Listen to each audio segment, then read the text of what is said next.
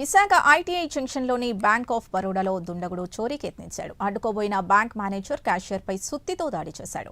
ఈ దాడిలో bank manager శివరామరాజుకు తీవ్ర గాయాలయ్యాయి. గాయపడిన వారిని హుటాహుటిన కేజీహెచ్కి తరలించారు. విశాఖపట్నంలోని కంచరపాలెంలో ఈ ఘటన జరిగింది.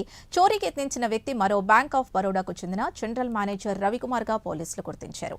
సీసీ కెమెరాల్ని స్వాధీనం చేసుకుని దర్యాప్తు చేస్తున్నారు.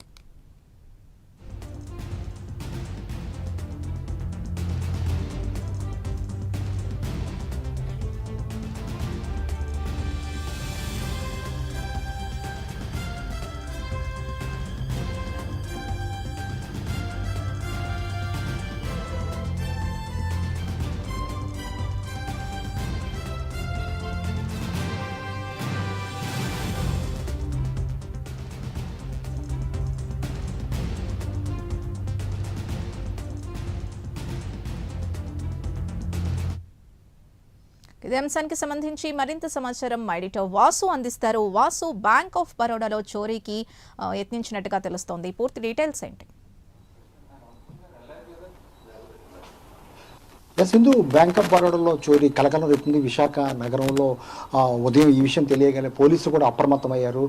వాస్తవానికి ముందుగా తెలిసింది బ్యాంకులో చోరీకి ప్రయత్నించారు బయట వ్యక్తులకు సమాచారం తెలిసింది. కానీ తాజాగా అందుతున్న సమాచారం ప్రకారం అదే బ్యాంకు చెందినటువంటి జనరల్ మేనేజరు, వేరే బ్రాంచ్లో పనిచేస్తున్నటువంటి జనరల్ మేనేజరు ఇక్కడికి రాత్రి 7 ఆ టైంకి రావటం, వాళ్ళతో మాట్లాడి వీళ్ళు క్యాష్ అంతా డిపాజిట్ చేయడం, మొత్తం కూడా పెట్టుకుని తాళం వేసుకునే టైంలో వాళ్ళని సుత్తుతో కొట్టి మొత్తం కూడా రక్తం కారే విధంగా గాయపరిచాడు.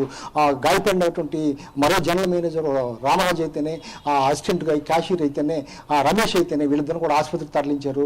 ఈ దాడి చేసినటువంటి రవి కూడా వేరే బ్రాంచ్లో జనరల్ మేనేజర్గా తెలుస్తుంది, వేరే బ్రాంచ్లో ఉన్నారు. కాకపోతే ఇతను కొన్ని ఆన్లైన్ గేమ్లు ఆడటం వల్ల దాదాపు 50 నుంచి 60 లక్షల వరకు పోగొట్టుకుని అనేక ఇబ్బందులు పడుతూ ఆర్థిక ఇబ్బందుల్లోనే ఈ పని చేసేయడం తాజాగా అందుతున్న సమాచారం. పోలీసులు ఇప్పటికే ఆ బ్యాంకును సందర్శించి విచారణ చేస్తున్నారు. అసలు ఏం జరిగింది, ఎలా జరిగింది అనేది.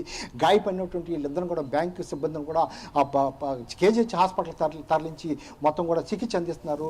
ఇతను చుట్టుతో దాడి చేసిన అనంతరం కూడా పారిపోయేందుకు ప్రయత్నించగా వీళ్ళు అరుపులు అరవగా మొత్తం కూడా చుట్టుపక్కల ఉన్న వాళ్ళు వచ్చి వాళ్ళని పట్టుకోవడం జరిగింది.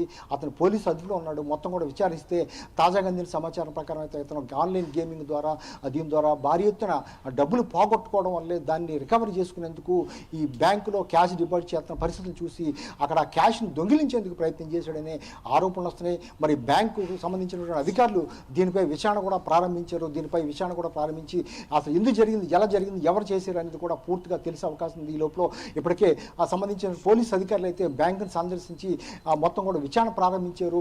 ఎవరైతే బాధితులు దెబ్బతిన్నారో వాళ్ళని కూడా విచారించారు, దాడి చేసిన అతను కూడా విచారించారు. మొత్తం తాజాగా అందుతున్న సమాచారం ప్రకారం అయితే కేవలం అదే బ్యాంకులో పనిచేస్తున్న వాళ్ళు, అదే బ్యాంకులో దాదాపు 70 లక్షల వరకు 60 లక్షల వరకు పోగొట్టున్నటువంటి ఈ రవి అని అతను రికవర్ చేసుకునేందుకే ఈ దాడి చేశారనేది ప్రాథమికంగా అయితే గుర్తించారు.